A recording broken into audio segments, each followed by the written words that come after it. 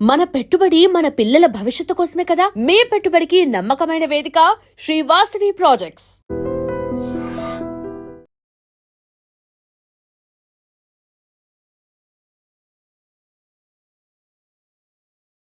Very రీసెంట్‌గా Venezuela మీద attack చేసి అక్కడ ఉన్నటువంటి ప్రైమ్ మినిస్టర్‌ని పట్టుకెళ్ళిపోతే మనం ఏం మాట్లాడకుండానే అలాగే సైలెంట్ స్పెక్టేటర్స్ లాగా ఎందుకున్నారు? Why we are not taking any stand అనేది వస్తుంది కదా. అది అమెరికా అంటే భయమా అనేటువంటి క్వశ్చన్‌లు కూడా ఉన్నాయి కదా. Why should be take a stand? Venezuelan president మనకేమైనా పెద్ద పని ఏం చేసి పెట్టారు? ఏం చేయలేదు కదా. ఇన్ఫ్యాక్ట్ మన దగ్గర ఉన్న ఓఎన్జీసీది ఒక ఇంటర్నేషనల్ ఆర్మ్ది అక్కడ డ్రిల్ చేస్తున్న కంపెనీ డబ్బులు మనకి ఇంకా రాలేదు. రోజుకి 5,000 బ్యారెల్ ఇస్తున్నారు, అది మనకు రాలేదు లాస్ట్ 5 సంవత్సరాల్లో. వాళ్ళ ప్రాబ్లమ్స్ వాళ్ళకు ఉందిలే, అది సపరేట్. సో మన ఎందుకు వెనిజువేలన్ ప్రెసిడెంట్ పట్టుకెళ్తే పెట్టుకెళ్ళారు కథ. మన ప్రెసిడెంట్ పట్టుకెళ్ళలేదు కదా. Why should be react? We will react. Suppose Asim మున్నీని పట్టుకెళ్ళారు అనుకోండి, then we will react to it. అరే మీరు చేసిన తప్పని చెప్తాం అప్పుడు, ఎందుకంటే పాకిస్తాన్ దగ్గరే కదా, ఒక ఇంపాక్ట్ ఉంది. ఎక్కడో ఉన్న వెనిజువేలాలో ఎవరు రియాక్ట్ అయ్యారు చూడండి. లోకంలో ఏ కంట్రీస్ రియాక్ట్ అయ్యారు? లాటిన్ అమెరికాలో 2-3 కంట్రీస్ రియాక్ట్ చేశారు.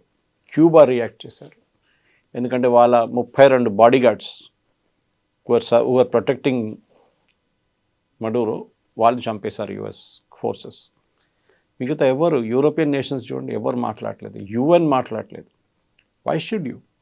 దీనికన్నా ముందు కూడా యుఎస్ ఫస్ట్ టైం చేస్తున్నారు కాదు కదా. ఏం చేశారు సద్దాం హుసేన్తో? ఇదే పని చేశారు కదా. అఫ్కోర్స్ కిడ్నాప్ చేసి తీసుకెళ్ళలేదు, కానీ అక్కడే అరెస్ట్ చేసి వెపన్స్ ఆఫ్ మాస్ డిస్ట్రక్షన్ అని చెప్పి లాస్ట్ నాన్ని చంపేశారు. లిబియాలో అక్కడున్న లోకల్ సిటిజన్స్తోని గదాఫీని చంపేశారు. సొమాలియాలో ఇదే చేశారు ఫస్ట్. వియట్నాంలో ఏం చేశారు మనకు తెలిసింది, అక్కడ ఓడిపోయారు అమెరికా చేస్తుందని అన్నిటికీ మనం రియాక్ట్ కాకలేదు. దట్స్ వై సార్ డిప్లొమసీలో చాలా ఇంపార్టెంట్ కవిత గారు, that you should learn how to keep your mouth shut. మీరు ఎక్కువ మాట్లాడి స్పాయిల్ చేయకుండా క్వైట్లీ మీకు చెప్పాల్సిన పాయింట్ డైరెక్ట్గా చెప్పేసేయండి. పబ్లిక్ చెప్పక్కర్లేదు.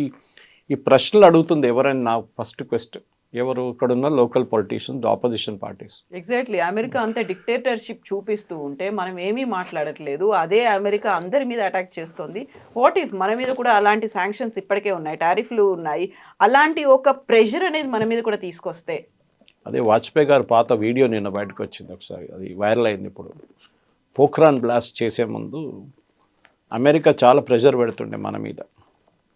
మన్మోహన్ సింగ్ టైంలో కూడా మనం చూసాం, ఇది నరసింహారావు టైంలో కూడా చూసాం. We were ready with a nuclear test. అమెరికాకి ఎట్లనో తెలిసిపోయింది, అది ప్రెషర్ పెట్టి ఆపేశారు.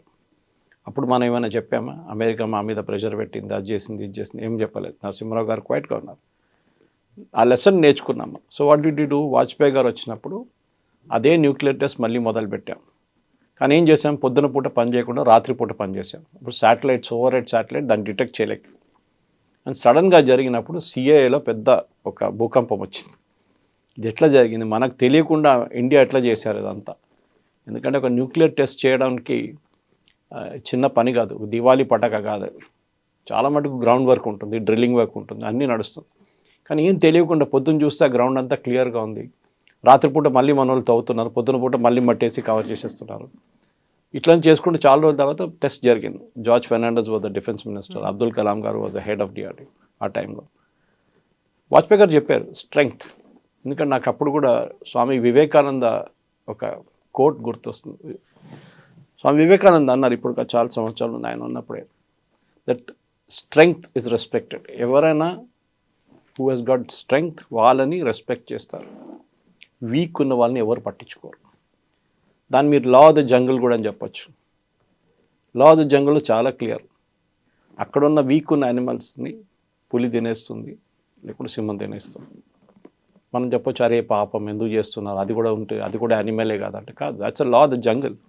The strongest will survive. So మన స్ట్రెంగ్త్ మనం పెట్టుకొని చాలా మటుకు ఎక్కడో ఏదో జరిగితే మనం కామెంట్ చేయక్కర్లేదు. ఓకే, మడూరో హెస్ డన్ అస్ నో ఫేవర్. ఒకటే ఫేవర్ ఏంటంటే సత్యసాయిబాబా డివోటీ ఉండే, వాళ్ళ wife was more of a devotee. పెళ్ళి కన్నా ముందు కూడా వచ్చి కలిసి వెళ్ళారు సత్యసాయిబాబాతో. దాని తర్వాత వాళ్ళ ప్రెసిడెన్షియల్ ప్యాలెస్లో కూడా పెద్ద ఒక ఫోటో ఉందంట. అంతే, that is only Indian connection he has. ఆఫ్రికాలో చాలా డిక్టేటర్స్ ఉన్నారు కదా కవిత గారు, పెద్ద పెద్ద డిక్టేటర్. ఇదీ అమీన్ నుంచి మనం చూసుకుంటూ వస్తున్నాం. ఇటువైపు తక్కువనా? లాటిన్ అమెరికాలో అయితే ఫుల్ ఆఫ్ డిక్టేటర్స్. డానియల్ ఆర్టెగా నుంచి మీరు ఫిడెల్ కాస్ట్రో ఉన్నారు ముందు. మనం ఎందుకు నేమ్ చేయాలి? ఇప్పుడు కమ్యూనిస్ట్ వాళ్ళు ఒక ప్రెస్ నోట్ తీశారు మొన్న, దట్ అది ఇది లెఫ్టిస్ట్ అది అని చెప్పి లాస్ట్ భారతదేశం దీన్ని ఖండించాలి. ఖండించి ఏం చేసుకుంటామండి? ఎవడు పట్టించుకుంటారు? ఎవడు పట్టించుకోరు. ఎక్కడో సాలిడారిటీ అనేది ఏం అక్కడ డస్ట్బిన్లో పడేస్తారు, ఎవరు చూడరు కూడా. What America doesn't care, world doesn't care. దానికోసం యూకే ఏమన్నారు? యూకే ప్రైమ్ మినిస్టర్ చేసిన తప్పే కానీ okay let us forget it. ఎందుకంటే మడూరో is not a Jesus Christ. ఆయన చేసిన పనులు మనందరికి తెలిసిందే. అట్లాంటి చాలామంది డిక్టేటర్, పినోషే ఉన్నారు చిలేల ముందు. నేను స్కూల్లో చదువుతున్నప్పుడు నాకు గుర్తుంది. ఆ టైం నాకు ఒక పెన్ ఫ్రెండ్ ఉండే అక్కడ. ఆయన దట్ అబ్బాయి use to send me stamps అక్కడ జరుగుతున్న అత్యాచారాల గురించి రాస్తుండే. So I was wondering how is able to do it. నేను అప్పుడు హై స్కూల్లో ఉన్నాను ఆ టైంలో. అట్లాంటి పరిస్థితి నుంచి ఆఫ్రికా నుంచి చూడండి, లాటిన్ అమెరికా చూడండి, అన్స్టేబుల్ రెజ్యూమ్స్ ఉంటుంది అక్కడ అన్ని. కొలంబియా తక్కువనండి కవిత గారు, వీళ్ళకంటే పెద్ద ప్రాబ్లం కొలంబియా.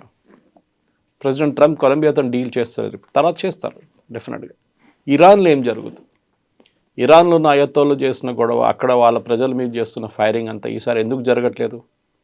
ఇప్పుడు జరుగుతున్న ప్రొటెస్ట్లో వాళ్ళ ప్రెసిడెంట్ అంటున్నారు కరెక్ట్, ఒక ప్రాబ్లం ఉంది, మన రియాల్ మొత్తం డివాల్యూ అయిపోయింది, అసలు ద వర్త్లెస్ పేపర్, కానీ నేనేం చేయలేను. నీళ్ళు లేదు, నేనేం చేయలేను. ఫ్యూయల్ షార్టేజెస్ ఉంది, నేనేం చేయలేను. మీరందరూ కొంచెం ఓపిక ఉంచుకొని చేద్దామేమన్నా మనం. ఆ స్టేట్కి వచ్చేసారన్నమాట. ఎందుకంటే అమెరికన్ ప్రెసిడెంట్ డొనాల్డ్ ట్రంప్ ఒక వార్నింగ్ ఇచ్చారు, వీఆర్ లాక్డ్ అండ్ రెడీ. అంటే గన్ లాక్ చేసి వీఆర్ రెడీ, అంటే మిమ్మల్ని కూడా కావాలంటే దించేస్తాం. ఆల్రెడీ షా ఆఫ్ ఇరాన్ కొడుకు, old Shah of Iran Pahlavi కొడుకు మొన్న స్టేట్మెంట్ ఇచ్చారు that we should bring back democracy to Iran. మా ఇరాన్లో ఎప్పుడు డెమోక్రసీ లేకుండే, ఈవెన్ షా ఆఫ్ ఇరాన్ ఉన్నప్పుడు డెమోక్రసీ లేకుండే. It is far more liberal regime. అక్కడ కూడా ఒక చేంజ్ ఆఫ్ రెజ్యూమ్ రావబోతుంది. సో మనం దీని గురించి ఫస్ట్ టైం వింటున్నప్పుడు ఆలోచిస్తారు, ఇది ఫస్ట్ టైం చాలా ఘోరమైంది, చాలా బాగా. ఆర్టెగాతో ఏం చేశారండి, డానియల్ ఆర్టెగా నికరాగుతో ఇదే పని చేశారు కదా.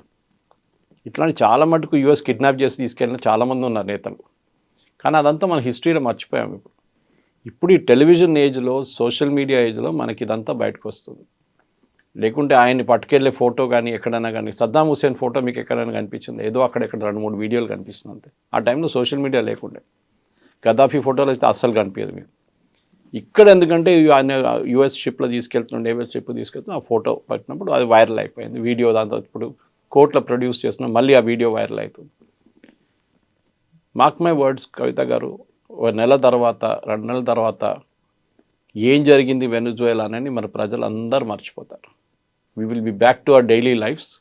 మన ప్రాబ్లమ్స్, మన ఇష్యూస్, మన కంట్రీ ప్రాబ్లమ్స్ మనం మాట్లాడుకుంటా, కానీ ఎక్కడో ఉన్న వెనుజువేలా ప్రాబ్లం మనకి అసలు నో కాంటెక్స్ట్ అన్నమాట. దానికి ఈ మధ్యన వెనిజులా మీద విపరీతమైన కోపం ట్రంప్ పెట్టుకున్నాడు. దానికి ప్రధానమైన కారణం తనకు రావాల్సినటువంటి నోబెల్ పీస్ ప్రైజ్ని అక్కడే ఉన్నటువంటి మచాడోకి వెళ్ళింది కాబట్టి వెనిజులా మీద విపరీతమైన కోపం ఉంది అనేది.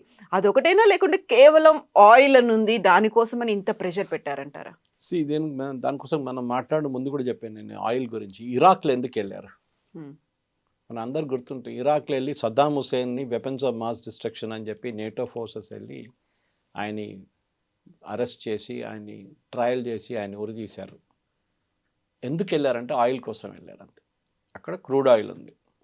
నైజీరియాకి కూడా అదే వెళ్ళారు, ఎందుకంటే నైజీరియా దగ్గర ఆయిల్ ఉంది, వెనుజువేలా దగ్గర కూడా ఆయిల్ ఉంది. ప్రాబ్లం ఎక్కడ వచ్చిందంటే, వెనుజువేలాలో హ్యూగో షావేజ్ వచ్చాను. Before Maduro they was Hugo Chavez who was the president. ఈయన గురుగారు ఆయన దానికని చేసిన ఆయన చేసిన అత్యాచారాలు కౌంటే లేదు. వేలాది మందిని చంపారు ఆయన కూడా. ప్రజలు చాలామంది, ఆల్మోస్ట్ ఐ థింక్ 70,000 మంది వెనుజువేలా నుంచి పారిపోయి చాలా దేశాలకు పారిపోయారు. ఓకే, అక్కడ తట్టుకోలేక అనమాట. అక్కడ ఉన్న కల్చర్, గవర్నమెంట్ వాళ్ళ మీద క్రాక్ డౌన్ కానీ, అరెస్ట్ చేయడం, చంపేయడం, ఎక్స్ట్రా జ్యుడిషియల్ కిల్లింగ్స్లో. సో దానికన్నా ముందు అమెరికా చాలా మట్టుకు అక్కడ ఉన్న లాటిన్ అమెరికాలో ఉన్న డిక్టేటర్స్ని చాలామందిని వాళ్ళు ఎంకరేజ్ చేశారు. దాని హిస్టరీ సపరేట్ ఉంది.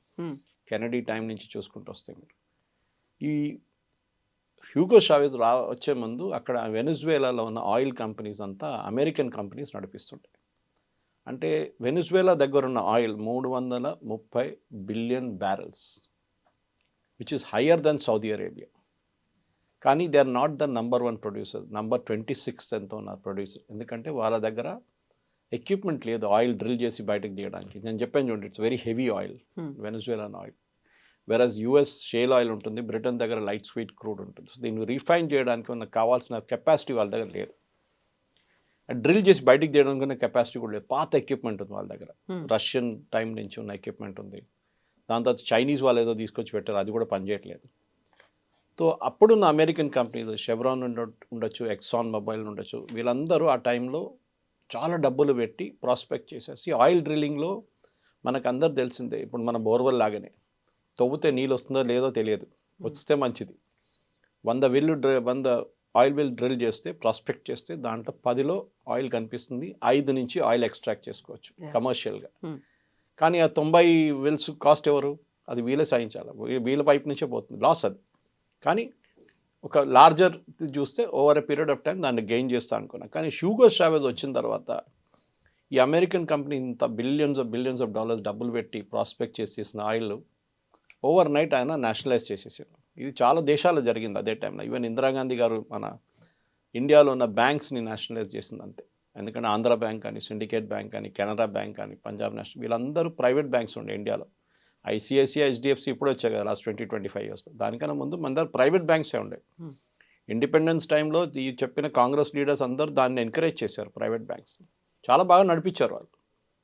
సో ఆ బ్యాంక్స్ కూడా ఇందిరాగాంధీ గారు నేషనలైజ్ చేశారు. టాటా వాళ్ళ ఎయిర్ ఇండియాని కూడా నేషనలైజ్ చేసేసింది ఆమె. హెచ్ఏఎల్ అది కూడా నేషనలైజ్ చేసేసింది, అది కూడా ప్రైవేట్ కంపెనీ ఉండే ముందు, హీరాచంద్ గ్రూప్ ఉండే. సో అట్లాంటి పరిస్థితి ఈవెన్ వరల్డ్ వైడ్ ఒక సోషలిస్ట్ యాంగిల్ వచ్చేస్తుంది అన్నమాట. Indira Gandhi was also following socialism. ఆమెకు చాలా ఫేవరెట్ ఉండే 5-year ప్లాను, రష్యన్ సిస్టమ్ చాలా అనుకుంది ఆమె, this is the right way to do it అని. తర్వాత తెలిసింది మొత్తం ఫ్లాప్ షో అయిపోయిందని. సో అక్కడ కూడా నేషనలైజ్ చేసినప్పుడు వీళ్ళ డబ్బులు పెట్టిన డబ్బులు ఎంత పోయింది, billions and billions American companies డబ్బులు పోయింది. అప్పుడు పెట్టిన మిషనరీ ఇప్పుడు దాకా నడుస్తుంది. 50 సంవత్సరాల తర్వాత అదే మిషనరీ వాడుతున్నారు. సో అవుట్పుట్గా వాళ్ళ దగ్గర 330 బిలియన్ బ్యారెల్స్ ఆయిల్ ఉన్నప్పుడు నెక్స్ట్ 800 సంవత్సరాల దాకా వాళ్ళు తవ్వుకుంటే పోతే కూడా వాళ్ళ దగ్గర ఆయిల్ ఉంటుంది. అంత ఆయిల్ ఉంది వాళ్ళ దగ్గర. వెనజువేలా మోర్ దెన్ సౌదీ అరేబియా, నేను చెప్పినట్టు మోర్ దెన్ యుఎస్. కానీ దాన్ని వాళ్ళు ఎక్స్ట్రాక్ట్ చేయలేకపోతున్నారు. ఇప్పుడు ఏం చేస్తున్నారంటే ప్రెసిడెంట్ ట్రంప్ ఎందుకన్నారంటే that we will run Venezuela అనగానే ఎవరు అన్నారు, రన్ కాదు రూయిన్ వెనజువేలా అని చెప్పారు. ఒక ఐ పెట్టేస్తే అయిపోతుంది అనేది. ఆయన ఏమంటున్నారంటే అక్కడున్న ఆయిల్ ఇప్పుడు ఎక్స్ట్రాక్ట్ చేయలేము. ఈవెన్ వెనజువేలాకి రిటర్న్ మీరు నడిపించుకోండి అని వాళ్ళకి ఇచ్చేస్తే కూడా దే కెనాట్ రన్ ఇట్. వాళ్ళ దగ్గర ఎక్విప్మెంట్ లేదు, డ్రిల్లింగ్ ఎక్విప్మెంట్ కొత్త తీసుకురావాల్సి వస్తుంది, దానికి చాలా ఖర్చు అవుతుంది. అండ్ యూజువలీ మీరు ఇవాళ పెట్టుబడి పెట్టి ఎక్విప్మెంట్ ఒక 6 నెలల తర్వాత తీసుకొస్తే మీకు ఆ పెట్టుబడి ఇది ప్రాఫిట్ మీకు 10 సంవత్సరాల తర్వాతనే వస్తుంది. ఇన్ని రోజులు వెయిట్ చేయడానికి ఎవరైనా రెడీగా ఉన్నారా? That's a question. సో ఇట్లాంటి పరిస్థితుల్లో వెనజువేలా ఏం చేశారంటే చాలా మట్టి ఇంటర్నేషనల్ వాళ్ళకి కొంచెం ఫ్రెండ్లీగా ఉన్న నేషన్స్ దగ్గర అన్నారు, మీరు వచ్చి ఇక్కడ ఇన్వెస్ట్ చేసుకోండి, మా దగ్గర ఒక ఆయిల్ వెల్స్ మీరు తీసుకోండి, ఒక సెట్ మీరే డ్రిల్ చేసి మీరు తీసుకెళ్ళిపోండి, మాకు రాయల్టీ ఇచ్చేసేయండి, పర్ బ్యారెల్ ఇంత, $5 ఎంతైనా, that agreement they would have signed. మన దగ్గర నుంచి ఓఎన్జీసీ విదేశ్, మన oil and natural gas commission Videsh అని చెప్పి ఒక యూనిట్ ఉంది ఇంటర్నేషనల్. మనం అక్కడ వెళ్ళి డ్రిల్ చేయడం మొదలుపెట్టాం. We started producing oil. కానీ నడుమిట్ల ఈ యూఎస్తో వచ్చిన గొడవలో మన ఆయిల్ బంద్ అయిపోయింది ప్రొడక్షన్. మనకి రావాల్సిన రాయల్టీ రావట్లేదు, మనకి రావాల్సిన డబ్బులు లేవు, ఏం రావట్లేదు. సో ఆల్మోస్ట్ $1 బిలియన్ మనం అక్కడ ఖర్చు చేశాం వెనజువేలాలో. సో బహుశా ఈ ఆపర్చునిటీతో ట్రంప్ ఏమంటారంటే ఓకే అక్కడున్న కంపెనీలు ఇంటర్నేషనల్ కంపెనీస్ వాళ్ళు నడిపించుకోండి, except for China, you won't allow China's companies. మిగతా ఎవరు, ఎందుకంటే ఈ వెనజువేలన్ ఆయిల్లో అందరికైనా పెద్ద బయర్ చైనా. ఇన్ఫ్యాక్ట్ మొత్తం లాటిన్ అమెరికాలో కవిత గారు కంప్లీట్గా చైనీస్ డామినెన్స్ ఉంది. మీరు ఎక్కడని చూడండి, మీరు చిలీ నుంచి, నికరాగ్వా నుంచి, ఎక్వడార్ నుంచి ఎక్కడ చూసినా China has invested billions and billions Latin అమెరికాలో. So one of the reason president ట్రంప్కి ఇంత కోపం ఎందుకంటే చైనా మీద కోపం ఉంది. వాళ్ళని అక్కడి నుంచి ఎట్లా తెలియదు. ఎందుకంటే మీకు గుర్తుంటుంది పనామా కెనాల్ డిస్ప్యూట్ వచ్చినప్పుడు ఆయన ఏమన్నారు, పనామా కెనాల్ కట్టింది మేము, మా దగ్గర చాలామంది చనిపోయారు కట్టినప్పుడు, అంత కష్టం ఉండే అది కన్స్ట్రక్ట్ చేయడానికి. అంతా అయిన తర్వాత ఇప్పుడు చైనీస్ వాళ్ళు వచ్చి కూర్చున్నారు అక్కడ, మా ఆర్మీ షిప్స్, మా నేవల్ షిప్స్ అక్కడి నుంచి వెళ్తున్నాడు, వీళ్ళు మానిటర్ చేస్తున్నారు, వీ వోంట్ అలౌ దిస్ అన్నారు. Exactly Panama is for us అని చెప్పారు. ఇది జరుగుతుంది అన్నమాట. ఈ పరిస్థితుల్లో ఇప్పుడు ఏం చేయబోతున్నారు అంటే, ఒకటి మనకి మన $1 బిలియన్ ఇన్వెస్ట్ చేసి మనకు బహుశా ఇంకా అది రిటర్న్ తీసుకోవచ్చు, లేకుంటే we can continue drilling. American companies big స్టైల్లో దిగుతారు, కానీ నేను చెప్పిన ప్రాబ్లం ఉంది. వాళ్ళకి ఇప్పుడు పెట్టుబడి పెడితే 10 సంవత్సరాల తర్వాతనే వాళ్ళకి రిటర్న్స్ అనేవి ఉంటాయి. రిటర్న్స్ ఉంటుంది. అన్ని రోజులు వెయిట్ చేయడానికి రెడీగా ఉంటారంటే నో. వే బ్యాక్ 60s ఉన్న అమెరికన్ కంపెనీస్ కాదు ఇప్పుడున్న అమెరికన్ కంపెనీ. వీరందరికి షేర్ హోల్డర్స్ ఉంది ఇప్పుడు. అది ఎక్సాన్ మొబైల్ ఉండొచ్చు, షెవ్రాన్ ఉండొచ్చు, ఎవరైనా ఉండొచ్చు. వాళ్ళ కంపెనీ వాళ్ళు డెఫినెట్గా they will ask question share holders, మీరు ఎందుకు పెడుతున్నారు? రేపు ఈ అమెరికన్ ప్రెసిడెంట్ పోయి ఇంకొక అమెరికన్ ప్రెసిడెంట్ వస్తే, డెమోక్రటిక్ ప్రెసిడెంట్ వస్తే, ఆయన పాలసీ రివర్స్ చేస్తే ఏమవుతుంది? ఈ పెట్టిన డబ్బులంతా పోతుంది కదా. లేకుంటే అక్కడున్న ప్రజలు రెబెల్ చేసి అమెరికన్ కంపెనీస్ అక్కడ తెరిమి కొడితే ఏం చేస్తారు? ఇరాన్లో జరిగింది అదే మనం చూసాం. షా ఆఫ్ ఇరాన్ ఉన్నప్పుడు మొత్తం అమెరికా నడిపించారు ఇరాన్ అంతా. దాని తర్వాత మొత్తం గాయబైపోయారు అంత అక్కడి నుంచి. ఈ ప్రాబ్లం రాబోతుంది. So this same oil problem లిబియాకి వెళ్ళారు. లిబియాలో కద్దాఫీని ఎందుకు గద్దె దింపారంటే అది కూడా ఆయిల్. సో అమెరికాకి ఆయిల్ ఒక డిమాండ్ ఉంది, పెద్ద డిమాండ్. కానీ లాస్ట్ 10, 15, 20 సంవత్సరాల్లో చైనా హస్ రీప్లేస్డ్ యుఎస్. ప్రతి చోట్ల ఆఫ్రికాకి వెళ్ళండి మొత్తం చైనీస్ రీప్లేస్మెంట్ ఉంది అక్కడ. పాకిస్తాన్ చూడండి, ఇప్పుడు యూఎస్ వచ్చేదాకా చైనీస్ కూర్చున్నారు. బెల్ట్ రోడ్ ఇనిషియేటివ్ అని చెప్పి వాళ్ళ దగ్గర పెద్ద స్కామ్ ఉంది ఒకటి. డబ్బులు పెడతారు, ఈ మన మనీ లెండర్స్ లాగా అనమాట. మన దగ్గర డబ్బులు ఇస్తారు చూడండి, మనీ లెండర్స్. ఇచ్చిన తర్వాత అది కట్టలేకపోతారు వాళ్ళు, అప్పు గుంజుకుంటారు వాళ్ళ అసెట్. సో ఇప్పుడు చైనాని ఏమీ అనలేక ఇంకొకరి మీద ప్రతాపాన్ని చూపిస్తున్నారు. అండ్ స్లోలీ ఇప్పుడు వార్నింగ్ ఏంటంటే చైనాకి, మీరు వెనిజువేలా పెట్టిన డబ్బులంతా పోయింది complete. You can just forget it. మీరు 10 బిలియన్ పెట్టారా, 15 బిలియన్ పెట్టారా, మీరు దానికి కావాల్సిన క్రూడ్ ఆయిల్ అయితే తీసుకెళ్ళిపోయారు. ఇంకా ఇక్కడ మీరు మర్చిపోండి. ఈవెన్ వాళ్ళ చెప్తున్నారు ఏంటంటే, మనది ఇట్స్ నాట్ ఎట్ కన్ఫర్మ్, కానీ అమెరికా ఇంత నేవల్ ఎయిర్ ఫోర్స్ కానీ వాళ్ళ ఆర్మీ పవర్ పెట్టినప్పుడు కూడా స్పెషల్ ఫోర్సెస్ వాళ్ళ దగ్గర ఉన్న air defence system, Chinese air defence system పాకిస్తాన్లో యూజ్ చేశారు చూడండి. అదే చైనీస్ ఎయిర్ డిఫెన్స్ సిస్టమ్స్ ఉన్నాయి అంటే, రాడార్ కానివ్వండి, మిగతా మిసైల్స్ కానీ అంత చైనీస్ ఎక్విప్మెంట్ ఉన్నాయంట. అది పనిచేయలేదో లేకుంటే కొట్టుపడేశారు యూఎస్ వాళ్ళు. సో అదొక రన్నింగ్ జోక్ నడుస్తుంది ఇప్పుడు. That Chinese equipment second time fail అయింది. ఆపరేషన్ సింధూర్లో ఫెయిల్ అయింది, ఇప్పుడు యూఎస్ ఆపరేషన్లో కూడా ఫెయిల్ అయిందని చెప్పి. సో చైనీస్ పెట్టిన పెట్టుబడిలో, ఎందుకంటే కమ్యూనిస్ట్ రిజిమ్ అనగానే ఒక రిలేషన్షిప్ వచ్చేస్తుంది ఆటోమేటిక్గా, సోషలిస్ట్ కమ్యూనిస్ట్ అనగా.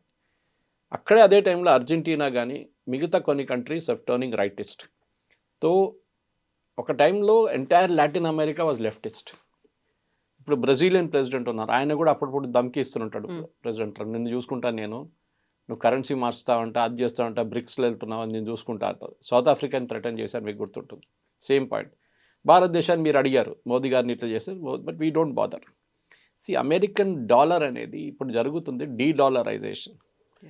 వెనిజువేలా చైనాతో డీల్ చేస్తున్నప్పుడు యువాన్లో పేమెంట్ వస్తుండే వెనిజువేలాకి, ఎందుకంటే వాళ్ళు ఇంటర్నేషనల్ మార్కెట్లో ట్రేడ్ చేయలేరు. రష్యా లాగానే స్విఫ్ట్ సిస్టమ్ నుంచి తీసేశారు ఇంటర్నేషనల్ కరెన్సీ సిస్టమ్. ఏం చేస్తారు?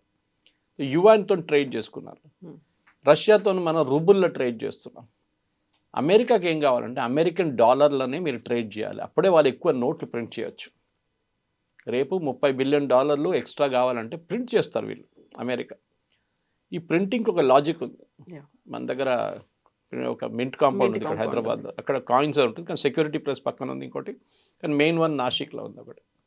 మీరు ₹100 ప్రింట్ చేస్తే ₹100 బంగారం పక్కన పెట్టాలి.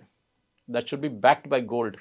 అది లాజిక్ అనమాట. లేకుంటే ఏమవుతుంది, నికరాగో లాగా వెనిజువేలా లాగా ప్రింట్ చేసుకుంటే పోతారు నోట్లు. లాస్ట్లో ఒక లోఫ్ బ్రెడ్ కొనాలంటే మీరు ఒక లారీలో వేసుకెళ్ళాల్సి, అంత డబ్బులు తీసుకెళ్లాల్సి వస్తుంది. వాల్యూ లేదు అసలు దానికి. మోదీ గారు డిమానిటైజేషన్ చేశారు చూడండి, దానికి 2-3 లాజిక్ ఒకటి ఉంది. ఒకటి ఇది. సెకండ్ థింగ్, ఇప్పుడు జరిగే దాంట్లో ఈ ఆయిల్ ట్రేడ్లో కూడా ఇప్పుడు మీరు చూస్తున్నారు ఎంత కమ్మొచ్చు ఆయిల్. అది ఇంకొక క్వశ్చన్, ఎందుకంటే మీరు ఇంత పెట్టుబడి పెట్టినప్పుడు ఆయిల్ ఎంత డాలర్లు అమ్మచ్చు. టెక్నికలీ ఇప్పుడు మీరు వరల్డ్ వైడ్ చూస్తే సౌదీ అరేబియా కానీ, which is the largest producer, వాళ్ళ దగ్గర కెపాసిటీ వైజ్ వాళ్ళు number 2 position. Venezuela is number 1, Saudi Arabia reserves number 2. కానీ వెనిజువేలా ఎక్స్ట్రాక్ట్ చేయలేకపోతే సౌదీ అరేబియా చేస్తున్నారు. మినిమం మీరు ఎక్స్ట్రాక్ట్ చేసి బయటికి తీసుకొచ్చి షిప్లో వేసేటప్పటికి $35 నుంచి $40 అవుతుంది. That is the cost of extraction. దాని తర్వాత షిప్లో పంపించేస్తారు, రిఫైనింగ్ ఇంకోటి తలకాయ వాడు చూసుకుంటాడు. జామ్నగర్ కానీ మిగతా ఎవరైనా కానివ్వండి, మిగతా చాలా కంపెనీ, అరామ్కో ఉన్నారు అక్కడ కూడా సౌదీ అరేబియాలో, దే కెన్ రిఫైన్ ఇట్ కావాలంటే. కానీ $40 కన్నా తక్కువ అమ్మితే లాస్. 40 కూడా కాదు, 50 కన్నా తక్కువ అమ్మితే లాస్. దట్ ఈస్ వై మన రష్యా దగ్గర నుంచి కొనుక్కుంటాం. అన్నిటికంటే పెద్ద హిట్ అయింది సౌదీ అరేబియా. వాళ్ళ దగ్గర వాళ్ళు మనకి $70 అమ్ముతుండే ఒక బ్యారల్, $70 నుంచి $80. ఇప్పుడు ఏమైంది, now they are not able to sell to India. భారతదేశాన్ని అమ్మలేకపోతారు, వాళ్ళు ప్రెషర్ పెడుతున్నారు యుఎస్ మీద. ఇప్పుడు ఆలోచించండి, connect the dots now. Okay. President Trump is not speaking for US. మీరు రష్యా దగ్గర నుంచి బంద్ చేస్తే మీరు ఎక్కడి నుంచి కొనాలి? So either we buy from US or we buy from Saudi Arabia. Saudi Arabia నుంచి కొంటే మళ్ళీ మనకు $70 వచ్చేసి మన రేట్లు పెరిగిపోతుంది మన దగ్గర. ఇది ఇంటర్నేషనల్ పాలిటిక్స్లో జరుగుతుంది. మనం ఒక పెద్ద నెక్సెస్. పెద్ద నెక్సెస్ ఉంది ఏంటి, ఎందుకంటే మళ్ళీ సౌదీ అరేబియా F-35 కొనాలంటే వాళ్ళ దగ్గర డబ్బులు ఉండాలి. F-35 కొనాలంటే డబ్బులు ఉండాలంటే వాళ్ళు ఆయిల్ అమ్మాలి. ఆయిల్ అమ్మాలంటే మనలాంటి, ఎందుకంటే వరల్డ్లో number 2 top most consumers of oil China and India. China ఇప్పుడు ఏం చేస్తున్నాం, నేను చెప్పినట్లు వాళ్ళు ఎక్కడ దొరికితే అక్కడి నుంచి కొనేసుకుంటున్నారు. నైజీరియా నుంచి, వెనుజువేలా నుంచి ఏ కంట్రీ వాళ్ళకు సహాయం చేస్తుందో వాళ్ళ దగ్గర నుంచి కొంటున్నారు. They are dictating the rates and terms. మనం చేయలేకపోతున్నాం, ఎందుకంటే మనకి అంత పెట్టుబడి పెట్టడానికి మన దగ్గర కెపాసిటీ లేదు. రెండోది మనకి ఇంట్రెస్ట్ కూడా లేదు, ఎందుకంటే రిస్కీ అది అంతా. ఇప్పుడు చూసాం వెనుజువేలా ఇంత పెట్టిన తర్వాత ఒక్కరోజు రాత్రి కాదు పోయింది మొత్తం వాళ్ళ ఇన్వెస్ట్మెంట్ అంతా. మనం పెట్టిన $1 బిలియన్ మనకి ఇచ్చేసేయండి, మనం హ్యాపీగా వచ్చేస్తాం మనం రిటర్న్ అక్కడి నుంచి, వెనుజువేలా నుంచి. ఓవరాల్గా the entire thing is oil politics. దాంట్లో ఈ Venezuelan oil is the most crucial, ఎందుకంటే దాన్ని ఎక్స్ట్రాక్ట్ చేసి ఈ హెవీ ఆయిల్ని ప్రాసెస్ చేయడానికి యుఎస్లో towards Canadian side heavy oil, ఈ క్రూడ్ ఆయిల్ ప్రాసెసింగ్ చేసే చాలా మటుకు రిఫైనరీస్ ఉందన్నమాట. అది ప్రాసెస్ చేయలేకపోతున్నారు వీళ్ళు, ఎందుకంటే ఆ ప్లాంట్స్ అన్నీ ఇప్పటిదాకా మూతపడి ఉండే. Because Canadian crude is also heavy crude like Venezuela. So అది, సో వరల్డ్లో top 3 producer Saudi Arabia, Venezuela was a producer, Russian oil మొత్తం బ్లాక్, వెనుజువేలా ఆయిల్ మొత్తం బ్లాక్. ఇప్పుడు మిగిలిందంతా Saudi Arabia and plus Gulf countries. ఇప్పుడు అక్కడి నుంచి కొనాల్సింది. డోంట్ బి సర్ప్రైజ్ కవిత గారు, రేపు ఈ వెనుజువేలా ఆయిల్ నెక్స్ట్ 2 సంవత్సరాలు బయటికి రాకపోతే అందరికన్నా ఎక్కువ ప్రాఫిట్ సంపాదించేది ఈ గల్ఫ్ కంట్రీస్. ఇది జరగబోతున్నాను. Thank you so much. Thank you. Thank you.